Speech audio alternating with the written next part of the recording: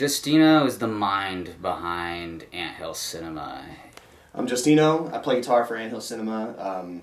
That's my main thing, and then I'm also a session musician. I tour with a bunch of different bands and record and play locally and whatever I gotta do to keep them bills paid, baby. You know what I'm saying? He is the mad scientist. I mean, just look at the hair. I mean, all the signs are there. So on the ride up on the bus, it seemed like tensions were kind of high between the band and JR not giving you guys any information that a band would want, like what songs you're playing, notes, stuff like that. Yeah. How was that experience? I mean, typical but exaggerated with him, because in music there's always a certain level of not knowing what's going on and having to wing it. But we're in this bus and the bathroom door is broken and we're crammed in here and we are going to a city that we're not familiar with to play a show that we don't know anything about, to play our tunes, maybe? Do they want that? Or are we playing JR's tunes, which we've never even heard? And it's frustrating for me because, as I said, I'm the one that everybody comes to about these things.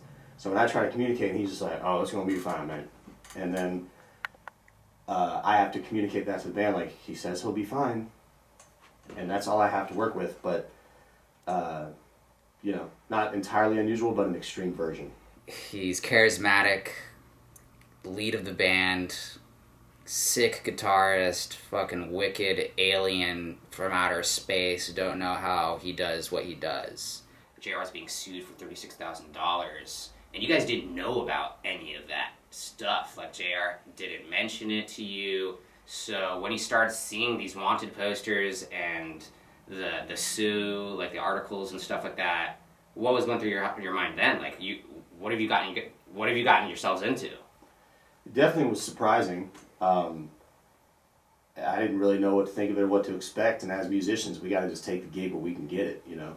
He saw something in JR, and in the way JR views music, that it isn't this end-all, be-all, but it still is because JR doesn't finish a song, so I guess that's not correct. Because JR does see the music precious. I guess JR sees his own music as precious, but when he is playing for other bands, he sees it as the most fun he could possibly have on this planet Earth. You know, we went up there to work, and we wanted to make music and write music and use our time at the farm to create, and then we wanted to be prepared for this show, and he was just like, hey, big grain elevators.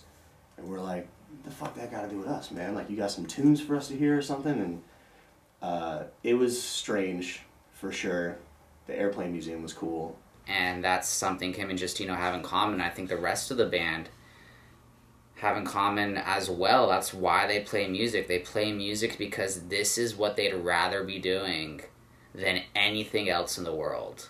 That's kind of how I view telling stories, whether it's through a camera, through the written word, or drawing something. JR and the band meshed because they just want to play music. That's it. Wherever, whenever, however. So, finally, day of the show arrives. Mm-hmm. You guys are set up, you're ready to go, but JR's not there. Yeah. Was that typical? Like, what? I should have known, based on how everything else went. I should have expected that. But like I said, we're professionals. We went and did the work, man. And he showed up in his own way, I guess you would say. And yeah, JR never finishes a song, but that's... As I get to know him more and get to know other musicians, I don't really know if that matters, as long as the story's entertaining. He was pushing it up, and you guys were pushing it up, and it seemed from the footage I'm editing, it seems like this is JR's moment. Like, this is when he's gonna finish a song. It's gonna be this beautiful Hollywood moment.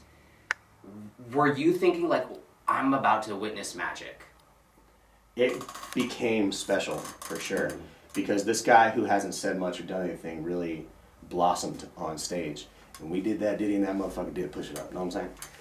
But, yeah, things got weird after that, for sure. Because we were connected. We were playing this music and making it up on the spot in front of the audience.